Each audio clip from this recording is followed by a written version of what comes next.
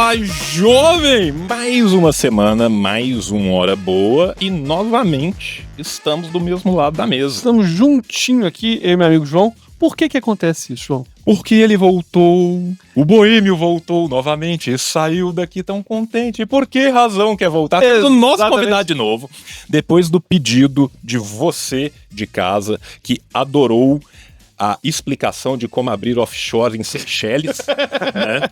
Nós convencemos o menino Túlio a voltar e temos aqui de novo com a gente nosso querido professor Túlio Viana para mais um episódio onde vamos falar de quê, menino Alberto? Falar de falsas acusações de crimes. Inclusive porque o princípio da inocência é um princípio da presunção de inocência, é um princípio que norteia, né, o direito há muito tempo. Mas, infelizmente, a gente acaba tendo problemas envolvendo as acusações. Tem uma frase que o Túlio fala, que eu escutei falar há muito tempo, que é o seguinte: o brasileiro reclama de que a saúde não funciona bem, reclama que várias coisas públicas não funcionam bem, e acha que o judiciário é topzera, que não tem problema nenhum.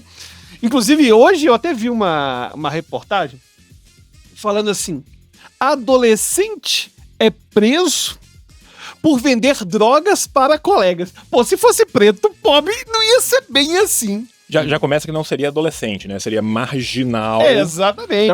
Traficante, marginal.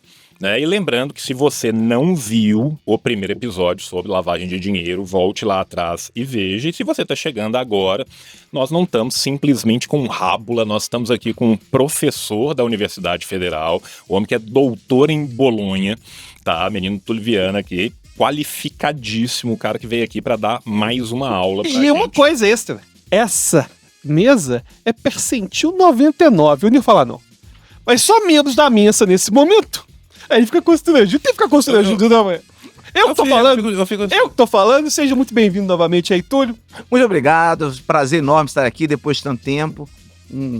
Prazer enorme. Uma conversa que podia estar acontecendo num grupinho fechado da mesa. Mas não. Está acontecendo agora aberto para todo mundo ver as loucuras que nós estamos capazes de falar. É isso que eu fico imaginando. A pessoa que tá lá, que fez um teste, que tá pensando, vou entrar, não vou entrar, vai ouvir essa conversa e vai falar assim, não sei se eu vou entrar, não. Do grupo xadrez da minha, é mó bom.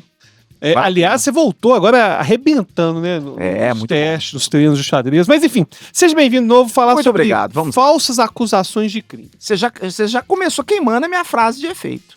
Estava ela aqui pronta pra falar a minha frase. Eu vou falar assim mesmo. Porque eu falei mais ou menos errado. Tem caso faltando um pedaço. O negócio é a população brasileira. Ele te imputou uma falsa frase. Não, a frase tá correta, só que aquela piada mal contada que ninguém ri, entendeu? É a frase de efeito que não foi colocada com efeito. A frase de efeito precisa de efeito. A frase com defeito, então. Quase isso, Alberto. Não fique chateado comigo. Tudo bem. Vou fazer novamente. O brasileiro, ele reclama do ensino público, que ele fala que o ensino público é uma porcaria. Não funciona, não forma as pessoas, etc.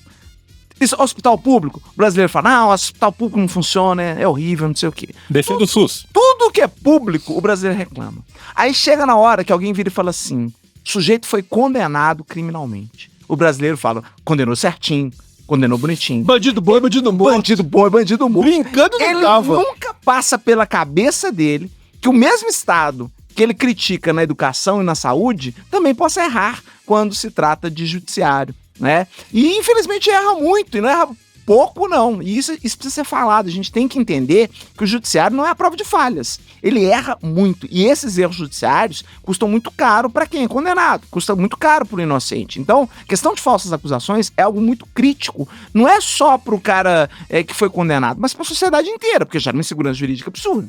Eu, pelo menos, eu me sinto muito inseguro, sinceramente. As pessoas pensam que talvez eu, por ser advogado, eu me sinto mais seguro de que nunca vou ser punido injustamente. Pelo contrário, eu me sinto mais inseguro. Você sabe acontecendo todo dia. Eu vejo todo dia acontecendo. Não, e aqui eu vou me permitir uma citação do menino Pachucanes, que é meu jurista favorito. Tá? A forma jurídica nada mais é do que uma sobredeterminação da forma mercadoria, né? Então, na nossa sociedade, todo mundo é verde perante a justiça, mas quem é verde claro tem um tratamento, quem é verde um pouquinho mais escuro tem outro. Ela é cega, mas às vezes ela levanta um negócio aqui e dá uma olhada. Então, entendeu? Apesar dele ser longe de ser meu jurista favorito, ele teve razão nesse ponto aí, sem dúvida. É claro, obviamente, que esse peso recai mais sobre quem é mais pobre, mais hipossuficiente, do que tem quem pode pagar um bom advogado. Discutivelmente, isso é verdade. Mas acontece também com pessoas de classes altas, né? Não essa blindagem hoje não existe mais. Hoje a gente vê pessoas ricas, sendo condenadas injustamente também, né? Claro que com menos proporção, obviamente. E com menos tapa na cabeça da hora de ser preso. Com menos violência policial ali, né? Mas acontece, assim, sendo muito realista, hoje ninguém tá blindado, não existe essa blindagem, não, tá? Um fenômeno que eu lembro quando você dava aula na faculdade, você estudou dando aula, mas quando eu fiz a matéria, você fez uma matéria que era interdisciplinar de psicologia social. Que é psicologia social, crimes, imputabilidade, enfim, eu não lembro exatamente qual era o nome, não. Mas a gente você falava, sempre trazia textos envolvendo, por exemplo, fenômenos como conformidade, falsas memórias. E eu queria que você comentasse um tema que eu até já comentei aqui em algum episódio, mas eu não sou da área, que como você vê o TV Justiça. Porque eu sempre achei o TV Justiça como uma faca de dois gumes. Que ao mesmo tempo que traz transparência, ele também traz mais conformidade para aquele que tá dando a sua opinião, emitindo sua sentença, enfim, o mesmo para a Câmara dos Deputados, enfim. Essa transparência, o quanto que ela acaba interferindo nos autos. Porque, para quem não viu o nosso episódio, né, de forma bem rápida, conformidade pública é você, às vezes, fazer algo até que você discorda, simplesmente porque você está sendo avaliado. E eu queria que você falasse um pouquinho sobre isso. Quando a gente, especialmente em casos criminais, há uma tendência de se querer punir exemplarmente. A maioria da população acha que quer isso mesmo, quer punição exemplar.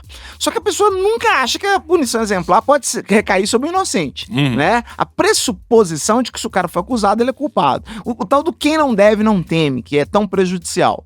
E isso, às vezes, quando você tem mídia na jogada, as chances do julgamento se tornar mais midiático e mais punitivista, mesmo que haja elementos de dúvida ali, né? Porque assim, a regra teórica, a regra jurídica em qualquer democracia do mundo é in dubio pro réu. Ou seja, se o juiz tiver dúvida, ele absolve, porque é melhor você absolver um culpado do que você condenar um inocente. Eu acho que todo mundo vai concordar com essa. Se a pessoa discorda de uma premissa dessa, o negócio tá muito feio, né? Obviamente, a gente tem que aceitar que o juiz vai errar em algum momento. Ele vai errar em algum momento. Ele é humano, ele vai errar. Então é melhor que ele absolva um culpado do que ele condene um inocente. Só que quando tem televisão na jogada, quando tem holofote na jogada e tem pressão popular na jogada, a tendência de se condenar um inocente vai aumentar substancialmente. Por quê? Porque a absolvição é sempre mais impopular. Né? Não tenho dúvidas disso. Absolver é muito mais impopular. Condenar quase nunca é impopular. Condenar, você está dando à sociedade o que ela quer ouvir. Eu acho interessante como nos Estados Unidos a gente tem uma figura pejorativa do advogado criminalista nos Estados Unidos que não tem aqui no Brasil, que é o shark. Não, a questão do shark.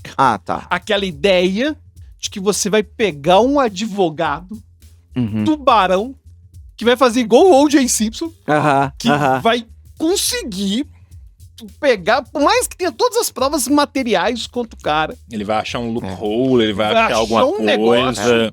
Até porque lá o direito é consuetudinário, né? Então, assim, o simples fato do direito ser consuetudinário, ele te permite algumas aberrações bizarras do cara meter um Chonky versus o estado da Flórida em 1932, aconteceu não sei o que, o juiz fala, porra.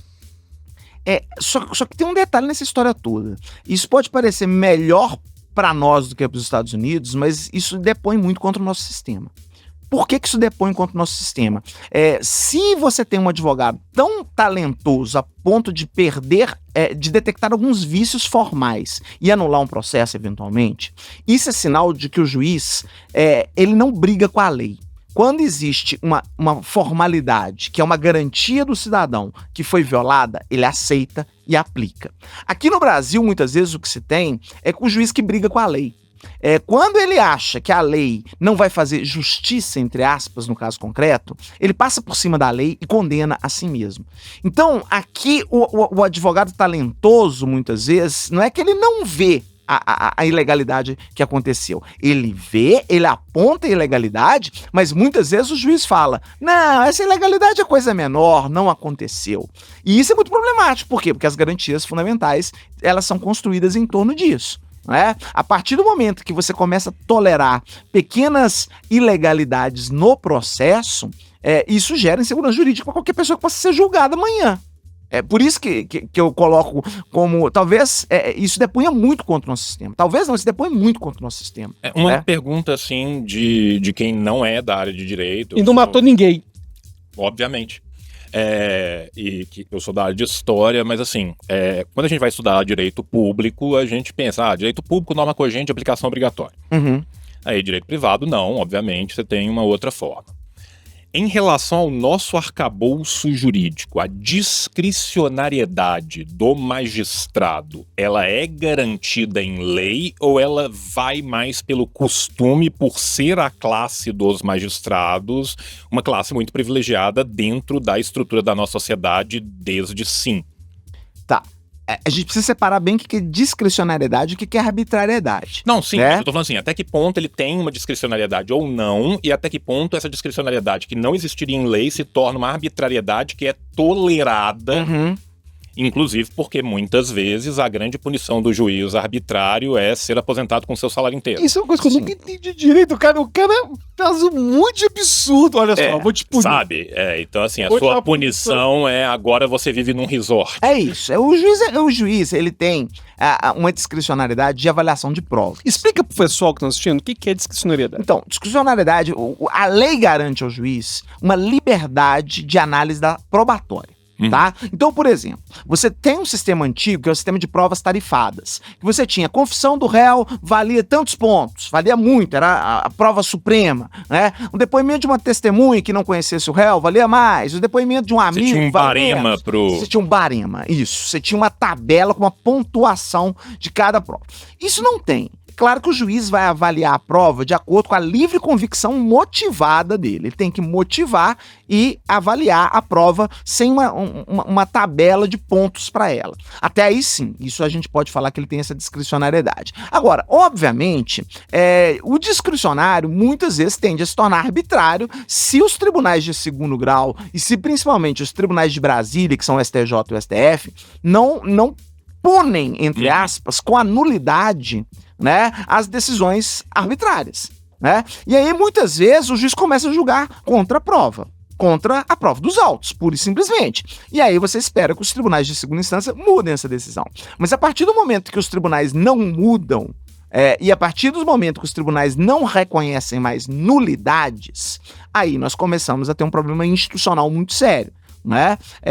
Que é um problema que eu vejo hoje bem generalizado e em relação à questão probatória. Se você tem um problema de qualquer prova começa a ser válida, as condenações injustas começam a acontecer. Reconhecimentos fotográficos duvidosos, pessoas que apontam o dedo pro outro e falam, foi ele, e a pessoa acaba sendo acusada e condenada, né? Então tudo isso gera insegurança jurídica. Eu não gostaria de ser condenado por algo que alguém... Perfilamento racial, tudo isso. Racial, sem dúvida. Então assim, no caso do reconhecimento fotográfico, muitas vezes é isso, né? Você coloca ali várias pessoas negras para serem reconhecidas e a vítima fala, foi um deles, escolhe um deles, né? Que às vezes nem estava lá entre as possibilidades, na múltipla escolha não estava, mas ele vai lá e reconhece um deles, e o sujeito pode eventualmente acabar sendo condenado. O STJ, em relação ao reconhecimento fotográfico, ele até tem que ter sido mais rigoroso para não aceitar esse reconhecimento fotográfico se não for muito bem feito.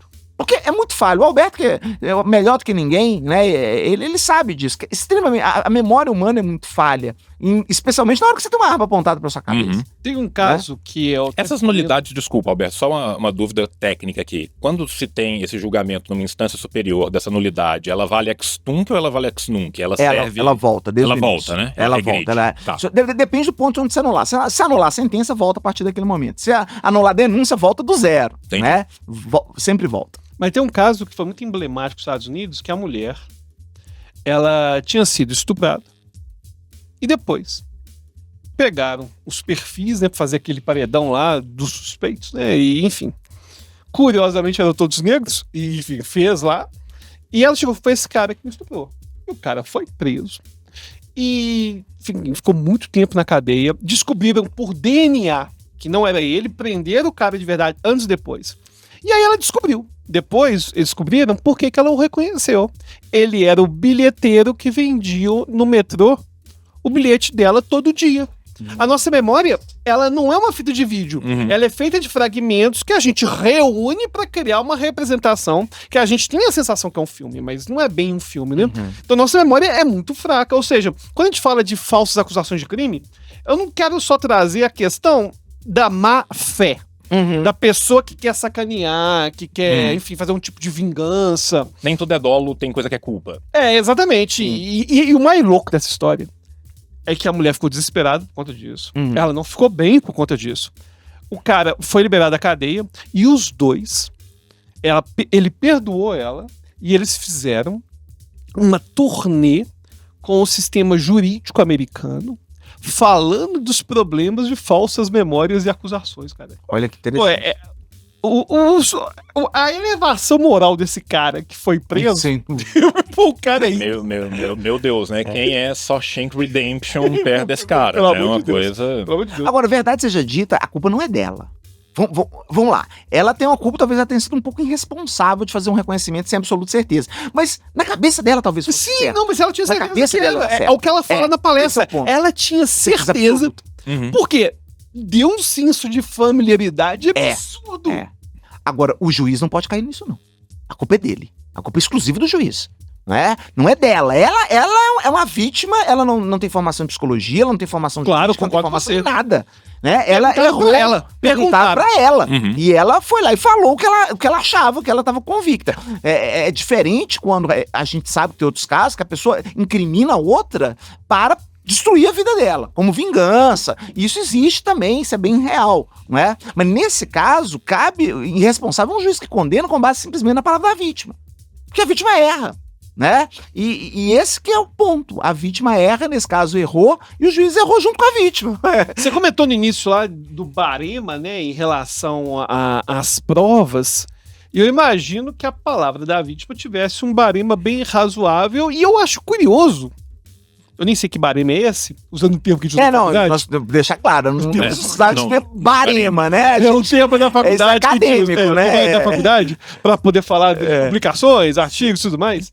Mas eu acho curioso que, na verdade, se valoriza demais a palavra da vítima. Eu não quero tirar aqui protagonismo da vítima para poder colocar sua denúncia. Mas coloca-se muitas vezes como uma prova que é fortíssima. Quando deveria ser o contrário. E Porque a vítima ela é parcial. Ela é a pessoa mais parcial que existe no processo, junto com o próprio réu. Se tem duas pessoas parciais ali, é a vítima e o réu. Eles não são obrigados por lei a falar a verdade. Ao contrário da testemunha. Quando chama testemunha no processo, eles têm dever de falar a verdade, sob pena de crime de falso testemunho. Pode errar, como no caso das memórias falsas. A testemunha também está sujeita a falsa memória. E, obviamente, ela não vai praticar falso testemunho se ela estiver convicta de que o que ela está falando é certo. não, Né? Agora, a vítima, se a gente pensasse num sistema de provas tarifadas, como esse, entre aspas, um barema, né? A palavra dela deveria valer tanto quanto a do réu. Ou seja, quase nada. Né? eu acho mais louco ainda, tudo comentando sobre essa questão de processo. O cara, às vezes, vai falar o que aconteceu naquela noite, um negócio que aconteceu mais de um ano atrás. Como que alguém vai conseguir, pensando em questão da psicologia mesmo, pensando como a memória funciona, como que ele vai conseguir relatar o que aconteceu? O relato do calor do momento, por mais enviesado que seja, ainda é melhor do que esse relato que já teve conversa com os pares, já teve conversa com o advogado. Pô, ele vai falar aquilo que ele sabe que as pessoas querem ouvir. Seja por bem, seja por mal, seja para ser punido ou seja absolvido. Eu acho que essa questão da prova testemunhal, de os processos demorarem tanto, eu vejo um problema nisso. Você sabe, quando a vítima tá de boa, quando a vítima, qualquer pessoa, aponta de boa fé alguém como culpado e ela está de boa fé, é mais difícil para a defesa provar a inocência dele do que quando ela está de má fé. Porque a pessoa de má fé, ela vai inventar uma história e vai ter algum tipo de incoerência. Ou alguém quer se vingar, ou Em algum momento as coisas não batem, né?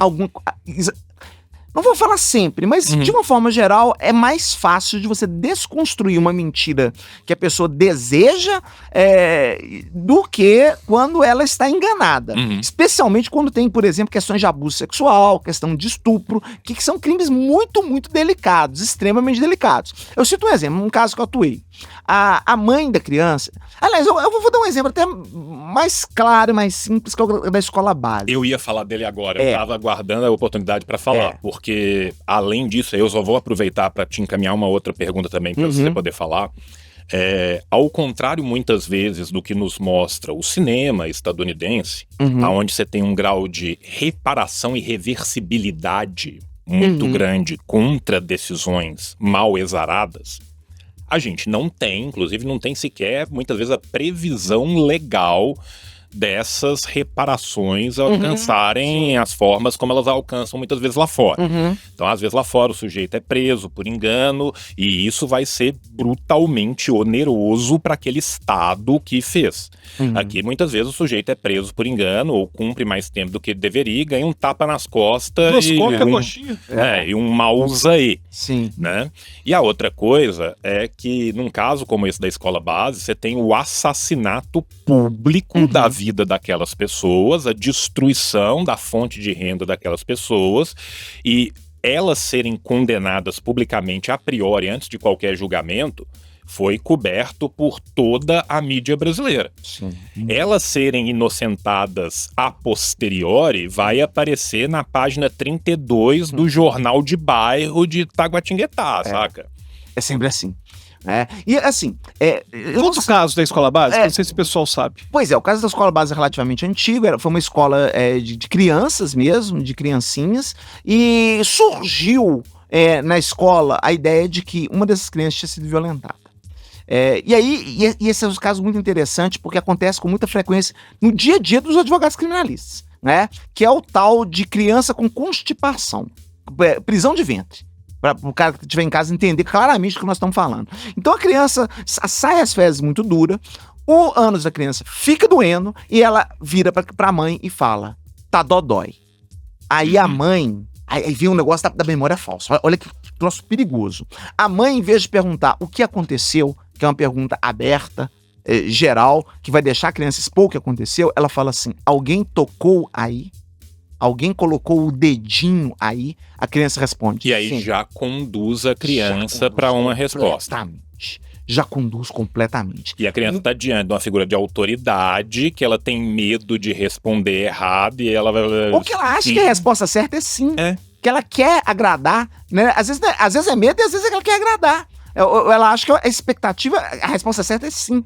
Né? Cara, nós estamos pensando de criança de 3, 2 anos, 4 anos. Não tem noção nenhuma de sexualidade, de nada.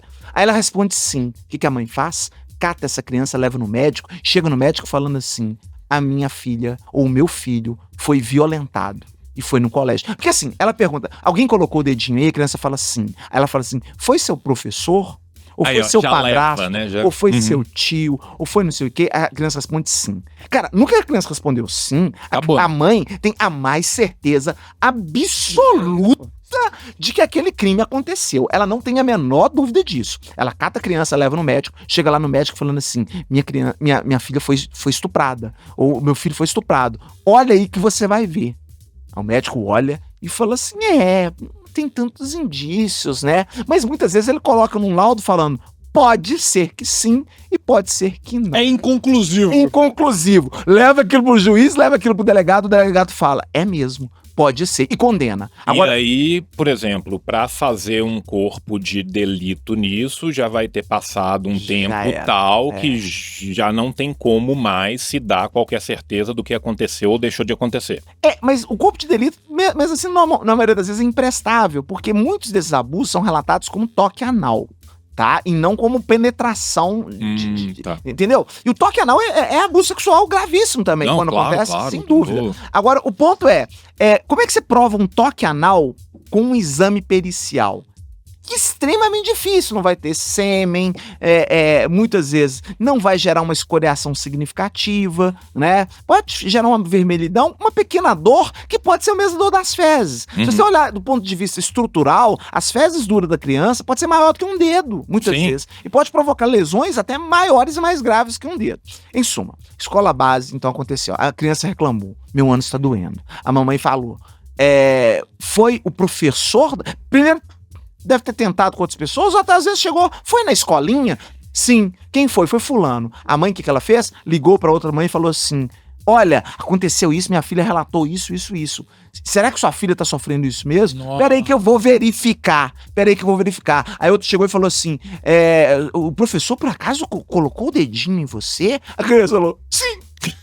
Tadinho. Cara, isso espalhou. A história base é essa. Porque muitas vezes as pessoas falam que houve um erro judiciário grande, blá, blá, blá, blá, blá, blá. Mas não conta como que o erro começou. O erro começou de um monte de mãe que estava convicta, elas não estavam enganadas, estavam enganadas, né? Elas não estavam querendo enganar ninguém, elas acreditavam que seus filhos não havia dolo, né? Não tinha dolo de condenar, não era uma denunciação caluniosa, é o que realmente elas acreditavam. Elas levaram isso, uma mãe foi induzindo a outra, gerou uma indução coletiva, que falavam que tinham brinquedos eróticos na escolinha, que tinha não sei o quê. A polícia falou, nossa, as crianças estão falando que tem brinquedos eróticos dentro da escolinha, vamos fazer uma busca e apreensão. Vamos chegar lá e vamos quebrar tudo. Só que quando os caras chegaram lá, falaram assim, mas não tem os lugares que as crianças falaram que tinha. Não achamos brinquedo erótico, não achamos não sei o quê. Não batia nada. Por quê? Porque uma criança de 2, 3, 4 anos, ela responde sim por tudo que o pai e a mãe induzir. Se perguntar, foi o super-homem que te carregou até lá? Ela fala, foi.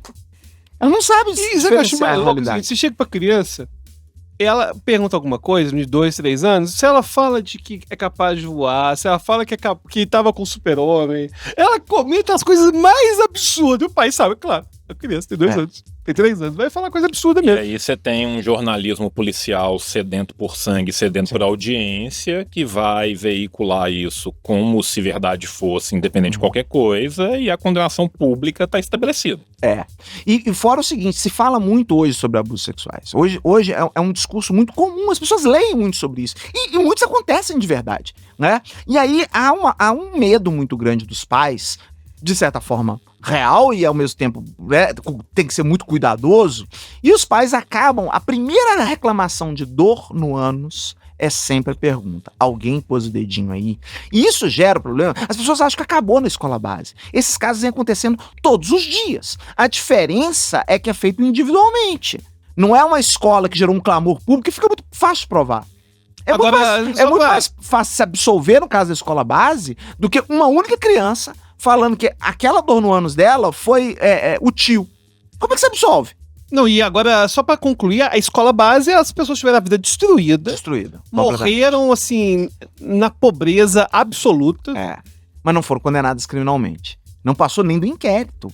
Né? E eu vou falar pra vocês. Não passou nem do inquérito. Eu achava que tinha tido um... Eles foram com busca e apreensão lá pra encontrar. Eles esperavam encontrar, tipo um templo assim, de quase um negócio. É mais absurdo que eu achava que tinha um devido processo.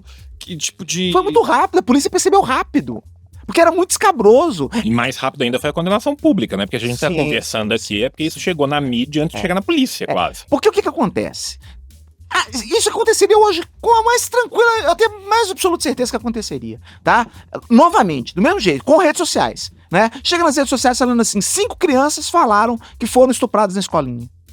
Algum sabichão de internet já falou assim, mas 5 crianças falando, elas não iam inventar, são muito pequenininhas, elas não iam inventar um negócio delas. E se as 5 estão falando, a ideia é, se muitas pessoas estão falando, se muita gente está falando a mesma história, é porque aconteceu. Calma lá. Não é porque tá todo mundo contando a mesma história que essa história aconteceu, né? Muitas vezes uma vai induzindo a outra, Você tá falando dessa questão, né, da falsa acusação? E tem uma prática que eu acho, assim, absurda e que é frequente em grupos progressistas de esquerda, que é o tal do exposed. Pra quem não sabe, exposed, eu não sou assim, entendedor dessas gírias de internet, não, mas pelo que eu entendo uma pessoa supostamente cometeu um crime. E aí, grupos de mulheres, enfim, começam a pegar todos os dados daquela pessoa, coloca a foto dele sem processo, sem porra nenhuma, ele coloca e fala assim, ele fez isso comigo, não sei o quê, encontra esse cara, ele trabalha às vezes na academia tal, trabalha no lugar tal, não sei o quê, e começa um julgamento em rede social bem antes do devido processo legal. E imagino que a presunção de inocência É zero. deveria ser considerada, né? A presunção de inocência é uma conquista civilizatória. Né? A gente aceita que a gente tem que ouvir os dois lados antes e dar um chamado contraditório, ouvir o outro lado antes de punir alguém. Por quê? Porque pode dar ruim. Né? A história nos mostra que toda vez que se faz julgamentos sumários, a possibilidade de erro é infinitamente maior. Né? Então, alguns exposeds, a pessoa pode ser culpada? Possivelmente. Mas muitos podem ser inocentes também. E isso as redes sociais nunca vão saber, porque elas não dão essa oportunidade de defesa. O linchamento é instantâneo, é automático. E aí, claro, pessoas sem formação jurídica nenhuma, pessoas que tendem a acreditar nas pessoas de boa fé, porque assim, nada mais crível que alguém falando de boa fé. Elas muitas vezes acreditam porque, como eu disse, no caso da escola base, ninguém quis sacanear ninguém. Né? E hoje aconteceria normalmente, eu não tenho a menor dúvidas que se algumas mães forem para redes sociais falando que seus filhos foram abusados na escola, vai ser muito pior. A rede social permite que as pessoas se comuniquem cada vez mais rapidamente. E você sabe qual que é a pior fake news que pode existir, né? A que diz que alguém inocente praticou um crime que não praticou. A gente fala muito de fake news científicas, que são horríveis mesmo, mas nada pior do que uma fake news que aponta para alguém e fala, fez um crime quando ele não fez. Né? E aí, a gente tem isso hoje com a internet de uma possibilidade completamente de manada mesmo. Então, assim, eu não teria dúvida de dizer que hoje, se fosse escola base hoje, seria muito, mas muito pior. Muito pior. As pessoas seriam linchadas com a mais absoluta. Que hoje existe um linchamento muito mais fácil. Por exemplo, para saber onde que mora o pessoal de escola base hoje é assim, ó. É muito rápido. As redes sociais deles. Então esses caras hoje estariam muito pior. Agora, o que acontece e que mais me chama atenção ainda é a completa ingenuidade, eu acho, para dizer um mínimo, de alguns juízes de não ter esse senso crítico. Então assim, se alguém tá me ouvindo em casa e tem filho pequeno, em algum momento, saiba disso, o seu filho pode chegar e falar assim, estou com uma dor no ânus, a sua criancinha lá, estou com uma dor no ânus. Olha, a primeira hipótese é prisão de ventre. A primeira hipótese não é abuso sexual. A chance de ser uma prisão de ventre, estatisticamente, é infinitamente superior a ser um abuso sexual. Então não pergunte se alguém colocou o dedinho ali. Pergunte, aconteceu algo diferente? O que houve? O que houve? Como que essa dor, ela surgiu a partir de quando? Tem alguma coisa que você faz que essa dor aumenta? Tenta buscar isso de forma aberta. Se você não sabe fazer esse tipo de pergunta, leva para alguém que sabe, um psicólogo, né? Alguma coisa assim.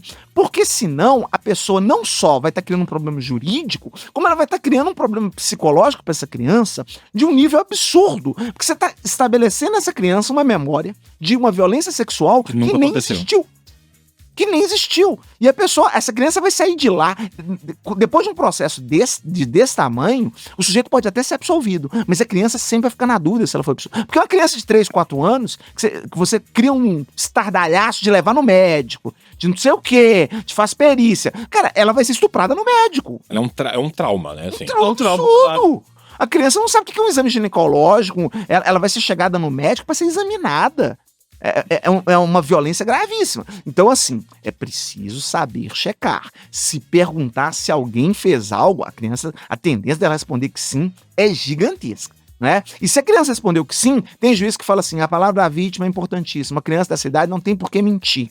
Não tem por que mentir mesmo, não. Mas ela não tem essa noção de mentira e verdade. A criança muito, muito novinha não tem essa gravidade. Tem noção da imputação social daquele ato, do interdito social daquele ato. Nada. Faz na mais absoluta boa-fé, na mais absoluta ingenuidade. Então, assim, é um trem muito grave para ser resolvido dessa forma. E você vai me falar assim, acabou na escola base? Não. Eu já tive casos assim, que a gente conseguiu absolver a muito custo. Que a gente não tem nem estatística disso, porque é o viés do sobrevivente. Na estatística a gente não tem dados. A gente não tem dado de falsa acusação. Porque tivesse dado, os dados que a gente tem de falsa acusação, até que você comentou, né, da reparação e tudo, eles são mínimos. Que é dificílimo de você comprovar. Cara, a quantidade de gente que às vezes não tem acesso a um bom... Pega um preto pobre da favela que foi acusado falsamente, não vai ter condição de pagar um advogado top pra dar pra ele o direito ao contraditório, a apresentação, não vai. Mas se você for pensar na questão da arbitrariedade de um juiz qualquer, você está pensando que você está gerando novos gastos, novas peças, uma instância superior que vai ser mais caro. Se você tiver que buscar uma matriz constitucional, então a defesa oral, você pensa quanto que é o gasto disso. Inviável. Mesmo para uma pessoa de classe média, esse gasto chega num ponto que ele vai ser inviável. E assim, a gente está falando aqui dos casos de violência sexual, que são obviamente, né, muito piores e tal, mas a gente tem vários outros tipos de falsa imputação que ocorrem. E que muitas vezes também eles vão levar toda uma cadeia gigantesca de gasto, de problema, de trauma. Cara, uma coisa que eu ouvi... E venhamos e convenhamos, cara, a gente já tem um judiciário que tem muita dificuldade em lidar com os próprios processos que ele tem. Quanto mais com revisão processual. Deixa eu até explicar isso a vontade para revisão processual deve ser mínima. Isso, é isso que eu ia explicar. A questão é, existe um procedimento chamado revisão criminal. Esse procedimento é depois que o processo transita em julgado, é que ele não cabe mais recurso para nenhuma das partes, tá? E aí o sujeito vai começar a cumprir a pena dele. Vamos imaginar esse caso de alguém que tenha sido condenado injustamente por um estupro de uma criança, que não aconteceu porque era só uma prisão de ventre, tá? Aí, o que seria possível? Vamos imaginar que a pessoa contratou o melhor advogado do Brasil para resolver o problema dela, né? Aí, o que ele vai fazer? Mas o cara tinha grana para pegar o Túlio Viana. Talvez, né? Aí, ele chegou com a maleta de dinheiro. Ele pegou com a maleta de dinheiro que do episódio passado. Peguei pro bono. Falei, vou defender esse cara. O que eu vou fazer? Eu vou fazer revisão criminal? Porque a revisão criminal, um dos requisitos dela é você ter provas novas. Mas como é que eu vou ter provas novas de que o sujeito não estuprou alguém? Como é que eu provo que alguém não estuprou alguém? Só mostrar arrumar um álibi de que ele estava em outro lugar. Uma fita de vídeo. Mas é dificílimo. Eu simplesmente mostrar que a criança, o que ela falou, foi uma memória falsa induzida pela mãe, cara, isso é impossível. É de uma dificuldade gigantesca. Então, se a pessoa não conseguiu fazer isso no processo, já no procedimento comum dele, né, antes da condenação, quanto mais na revisão criminal. Essa é uma revisão criminal das mais difíceis, porque você não tem uma prova nova. Você teria que ter, tipo, a criança, agora já adulta, que relembrou que não aconteceu isso, mas o ponto é, aquilo foi entranhado na memória dela. Não, e tem uma inversão do ônus da prova, é absurda. Absurdo, né? Então, assim, isso nós estamos falando da situação em que esse tipo de caso foi criado por um erro, né? Por uma falsa concepção e tal. Mas tem também, obviamente, os casos de alienação parental, por exemplo. Que aí é doloso. Que é doloso, né? Você acha que isso é uma falha do sistema ou é uma falha do juiz? Ou o juiz, você acha que o sistema e o juiz são a mesma coisa? Cara, a lei em si, ela não existe nenhum momento na lei falando que você deve condenar simplesmente com a palavra da vítima. Nem com a palavra... Porque a vítima é uma criança. Uma criança de 3, 4 anos não tem nada a falar que não seja o que a mãe quer que ela fale, né? Então, o ponto é, normalmente o problema é de o juiz de confiar na mãe, mesmo quando as evidências mostram que eles tinham um conflito sério, que havia uma situação de alienação parental que poderia levar a isso. Não existe uma necessidade de se chamar um perito nesse caso, por exemplo, assim, uma psicóloga especializada em violência infantil que possa conversar com essa criança e ver até que ponto que isso foi. A necessidade de uma prova pericial, ela não existe, ela tem que ser pedida pelo advogado de defesa, por exemplo. Tem sim esses laudos psicológicos, mas o que a gente vê na prática é de horrorizar. Tá? A gente tem laudos psicológicos em que o próprio psicólogo induz resposta das crianças. Isso, assim, é um negócio surreal, porque aí entra aquela história. A gente acha que a escola pública é ruim, que o hospital é ruim, a gente vai achar que o psicólogo do Estado é maravilhoso. Não é, né? Eles muitas vezes induzem todo tipo de resposta que a criança. E normalmente uma resposta induzida para condenar mesmo, né? Claro que a defesa, se o sujeito tem condição, ele contrata a psicóloga dele para fazer assistência, né? Então, assim, a gente que trabalha com público de classe média alta, a gente consegue contratar um psicólogo para conversar junto com o psicólogo do juiz, É né? isso que eu ia perguntar, né? Porque senão a promotoria vai impugnar e vai falar assim, pô, ele tá contratando dele aí, nós queremos alguém que Não, é seja junto. imparcial. É junto, Uhum. tá? Assim, para que vocês saibam, nesse tipo de caso... Ou esse laudo é feito por um painel ou alguma coisa assim. Não, esse laudo, como é que ele é feito? Você tem primeiro um laudo que normalmente o psicólogo conversa direto com a criança. Uhum. Idealmente, no mundo ideal, o psicólogo da defesa estaria junto, pelo menos, para meio que Acompanhar o que foi Isso. o procedimento. isso. Tá? Mas na prática, vamos ser realistas, a maioria das pessoas no Brasil não tem condição de pagar um advogado e ainda por cima um psicólogo, né? Agora, o advogado, existe a oitiva da criança pelo juiz. Só que o juiz nunca faz as perguntas diretamente para a criança. Ele faz a pergunta, a criança fica numa sala com psicóloga, com vídeo, e o juiz e a gente, advogado, fora, a gente faz a pergunta para o juiz faz a pergunta para o psicólogo faz a pergunta para a criança. Tá. Aí a criança responde para o psicólogo responde para o juiz, e a gente está ouvindo. Então vejam, é um telefone sem fio que às vezes é difícil para o advogado fazer com que contradita mesmo, mostrar que aquela criança pode, primeiro, estar sendo induzida, primeiro, ela pode ter sido induzida pela mãe. Tem casos que a criança usa um vocabulário claramente que não é dela. Não é um vocabulário de uma criança de 3 a 4 anos. Né? Então, isso, por exemplo, já é um grande indício de que tem alguma coisa errada acontecendo. Tipo, o fulano me Pênis. penetrou. Ou penetrou. Pênis. Entendeu? Coisa que não é típico de uma criança.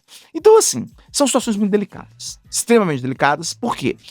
Abuso nunca é fácil de provar. Não tem abuso fácil de provar. Porque ninguém faz abuso na Praça 7. Você faz abuso escondido mesmo. Né? Agora, em tese, deveria valer o mesmo princípio que vale para qualquer crime do mundo. Que é indúbio pro réu. Você ficou na dúvida? Você absolve.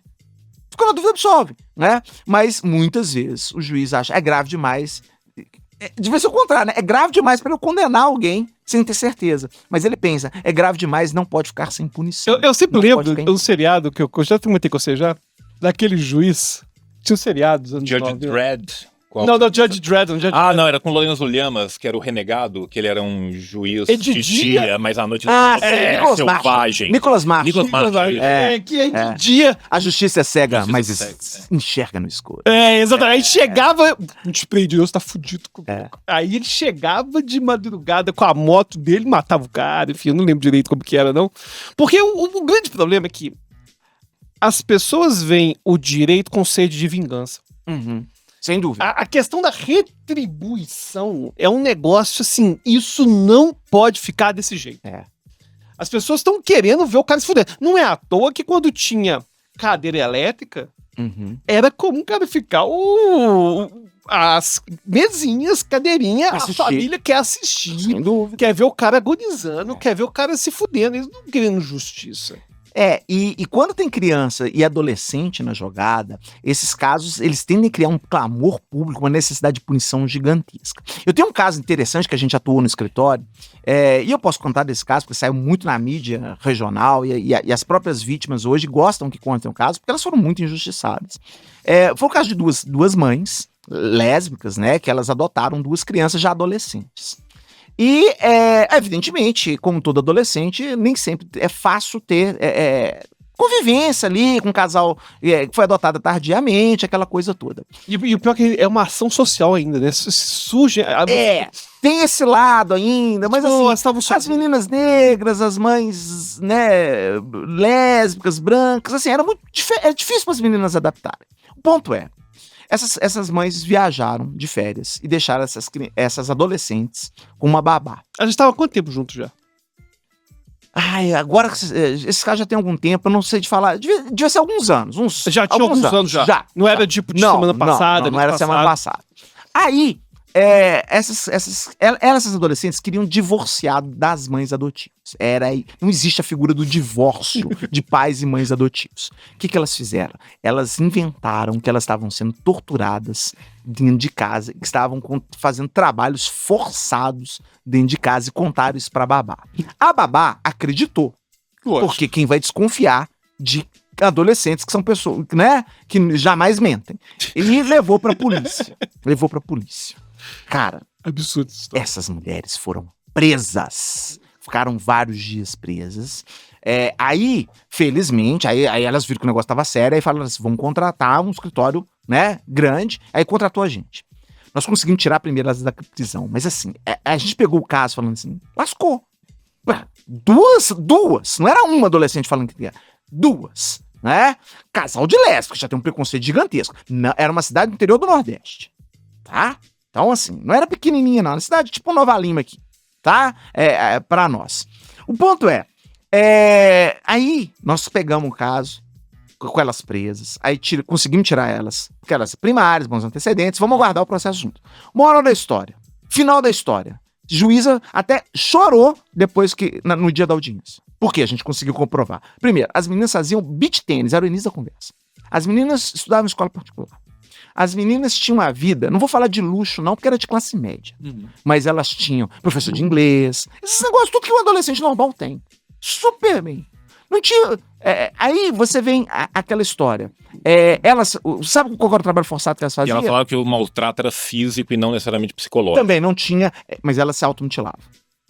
Tá? Chegou a ter isso. Mas aí teve um negócio. As meninas foram parar no abrigo. Mas automutilação dá pra ver em perícia que é diferente de mutilação infligida E deu por fora. pra ver. Mas deu pra ver. É muito diferente, ângulo de incisão, como que entra. Mas sabe o que aconteceu? Elas foram pro abrigo. O Estado agora tá cuidando delas. Não vai ter mais zebra. Continuaram havendo as automutilações. Entendeu? E outras coisas. E elas começaram a tocar o terror lá dentro. Então, No assim, abrigo. No abrigo. Então, assim, eram meninas, pô, elas tiveram uma vida muito sofrida. Elas são vítimas do sistema também. Beleza, né? Só que aí, elas queriam, no fundo pra elas não queriam nem prender as mães, não. Elas queriam divorciar. Só que não tem jeito. E assim... A única figura possível seria a emancipação, né? Poderia, mas tinha uma que era muito pequenininha ainda. Tinha uns 10 anos ainda. Não era nem adolescente ainda, Tá. né? O ponto elas inventaram essa história, funcionou do jeito que elas queriam, que elas hoje não têm mais contato com essas mães, mas assim, elas criaram um problema absurdo e que todo mundo acreditou nelas. Não, e um trauma brutal pra esse casal, né? Que deve ter ficado anos na fila de adoção, se abriu a adoção de adolescentes, que normalmente são os que ficam pra trás, que ninguém quer. Sim. É uma adaptação mais difícil, tentaram de tudo e passaram por isso. E aí a gente ganha uma causa dessa, na época que surgiu a história, todas as redes de televisão querendo falar disso. Todo mundo. Falar, botando nome delas, a universidade onde elas davam aula. Então, é isso que eu tô falando que é foda, cara. Porque a partir daí, cara, já tá condenado na opinião pública. Já, ué. Elas eram insultadas, elas moravam em condomínio fechado. Elas eram insultadas nesse condomínio fechado. Vocês imaginam a dificuldade de morar com os vizinhos, todo mundo achando que elas tinham feito. Ninguém tinha dúvidas de que elas tinham feito. A história que foi um casal de lésbicas adotou meninas negras pra se virem fazer trabalho forçado. A história que foi vendida na mídia foi essa, né? Basicamente, elas compraram mucamas, né? Assim, a ideia que é vendida é essa. Comprou. Como se tivesse, né, assim, usado de trabalho escravo infantil. Isso, cara, não tinha nada mais grave que você podia acusar ela. Não tinha, né? Então... E não tinha materialidade de nada. Não tinha, cara. Era um negócio absurdo. Por quê? E aí as meninas falavam que passavam fome, né? Mas assim, é uma história tão absurda, tão... Assim, se a pessoa parasse pra olhar um pouquinho, ia ver que tava errado. Não precisava chegar onde chegou, não precisava prender as mães. Esse é um negócio. É tipo a escola base, né? Tinha que ter parado no inquérito. Pensado, isso. Esse é um negócio, não precisava ter prendido. Né? A mídia fazer esse tipo de julgamento, eu entendo. A mídia não tem formação jurídica. Entendo mais ou menos, porque os cursos de jornalismo já tem escola base pra também, né? Todo mundo estuda escola base hoje em curso de jornalismo. Mas beleza. Agora, condena. Prisão preventiva pra essas mães, sendo que as meninas já estavam no abrigo. Pra que precisa de uma prisão preventiva? As meninas não estão no abrigo? As mães vão fazer o que com elas? Vão invadir o abrigo, maltratar elas lá? Então, assim, essa ideia de querer antecipar a punição sem um julgamento justo é muito complicado. Depois que acontece, aí, claro, todo mundo vê que foi um absurdo, todo mundo lamenta, né? Mas lamentar... e tem um detalhe. quando você tem E mães... provavelmente só conseguiram se eximir das acusações porque tinham acesso a um advogado que tinha mais sem capacidade e Sem tal. dúvida. Porque se fosse depender de uma defensoria pública, assim, às vezes o cara tem outros 7 mil Não, casos. É esse o defensor, ponto. o defensor tem... E não é que o defensor O cara é público bom, o cara é seja- bom, mas tem Não, milhões de o cara processos. tem milhões de processos ao mesmo tempo, ele não vai conseguir ter a mesma dedicação, pensar a mesma coisa, estudar o caso com a calma que vai. Isso. É porque elas falavam que passavam fome. Aí a gente conseguiu pegar o WhatsApp, um monte de negócio, falando quando elas viajaram, deixamos comida no freezer. Aí a gente tem que reconstituir. Porque você tem que provar que não houve algo. É a coisa mais difícil do mundo. Como é que você prova que não torturou alguém? Provar que torturou é moleza, né? Você pega as marcas, faz a perícia, etc. Provar que torturou é uma coisa. Agora, como é que você prova que você não fez algo? Não existe provar que você não fez algo, né? E aí a gente tem que criar o quê? A gente tem que mostrar que havia comida no lugar. Como que você prova que havia comida? Como que você prova que tem comida na sua casa hoje? Alberto, como é que você prova que você tá dando uma madeira pros seus filhos? Você tem prova disso? Eu tenho. Você filma? Você filma dando... Não. Você tem o quê? Você tem o ticket do leite? Não, Eu tô te falando assim, olha só. Eu tenho uma madeira suja lá agora. Não prova nada. Pessoas em fase de crescimento têm uma curva de crescimento que vai ter um padrão, Sim. tá? Sim. Para além disso, eu posso partir do pressuposto que alguém que passa fome Tá vai desnutrido. ter deficiências nutritivas. Isso. Fizemos isso, sem dúvida, fizemos isso. Tá, então assim, se eu Fizemos pego o caderno de acompanhamento da criança e do adolescente e eu vejo que não tem uma queda do padrão de crescimento, seja ele um crescimento padrão abaixo ou acima, se ele está se mantendo como ele foi ou aumentando, não está diminuindo. Sim. Se essa pessoa não tem nenhuma deficiência crítica que condiga com uma situação de fome no exame sanguíneo Uhum. de... Mas você concorda que você é mais lento? Que enquanto Concordo. isso as mulheres Tem estavam que fazer isso, é absurdo. Concordo. Tem que fazer isso. É absurdo. Como que você Tinha que ser o prova? contrário. Provar sim. Tinha que ser o contrário, mas tinha que ser o contrário. Primeiro se ouvia as partes, primeiro se ouvia a defesa, a gente ia fazer isso, e talvez elas nunca tivessem sido presas. Não, eu concordo que elas não deviam ser presas. É. Eu entendo perfeitamente separar as crianças dos pais Sem nesse dúvida. momento. Sem dúvida. Acho Sem que dúvida. isso é muito Sem dúvida. Mas ninguém- importante, salvaguarda. Sem dúvida, não tem nada simples. Só que aí entra a questão. O judiciário hoje tem muitos processos. Se você dividir o número de juízes que julgam pelo número de processos que são julgados, vocês vão ficar alarmados e vão ver que é uma capacidade, é um número humanamente impossível do juiz analisar. Tá? Diretamente, pessoalmente, é humanamente impossível. Claro que ele vai terceirizar isso para bons estagiários. Outro dia, eu terminei minha aula. Aí veio um aluno, me procurou e falou assim: professor, precisava conversar um negócio fora da matéria, você pode me atender? Eu falei: pois não. É porque eu trabalho no fórum, sou estagiário do juiz, e eu tenho que decidir sobre uma prisão preventiva. Eu não sei se eu mando prender ou não. Eu olhei pra ele, falei assim: você que vai decidir? Ele falou: foi, eu. Conta o caso aí. Vamos ver se a gente vai prender ele ou não. E basicamente a gente. Só pra que fique Qual claro. período? Quinto período. Tá. Quinto período. Nem carteira da OAB o homem tem. Não tem. Não precisa. Pra prender, não. Só pra advogar. Pra defender, precisa. Né? O ponto vejam, isso acontece. Eu não inventei essa história. Isso é um caso real. Né? E no momento em que você tem uma situação que a prisão de uma pessoa definida por um aluno de quinto período, que era um bom aluno, bom que Pelo menos. era um bom aluno. Aliás, eu até acho que ele poderia estar em melhor condição na mão desse aluno do que no do próprio juiz. Aí já entra uma outra história, tá? Porque o aluno, querendo ou não, veio perguntar pra alguém que ele confiava que deu um conselho pra ele, né? Então o ponto é uma situação, ao meu ver, é alarmante. Ao meu ver, é alarmante. E você não precisa ser... se alguém falar assim, não, o juiz decide um por um, então vamos fazer as contas. Pega quantos que ele decidiu nesse mês, vamos dividir pelo número de juízes. Vamos ver se ele fez pessoalmente mesmo. Eu quero saber quantas horas que o dia desse cara tem, porque o meu dia é limitado, tem só 24 horas, né? E eu tenho que dormir ainda por cima em alguns momentos. Então, assim, são problemas que a gente tende a não ver. São problemas bem invisíveis na sociedade. Primeiro porque a maioria acontece com presos muito pobres.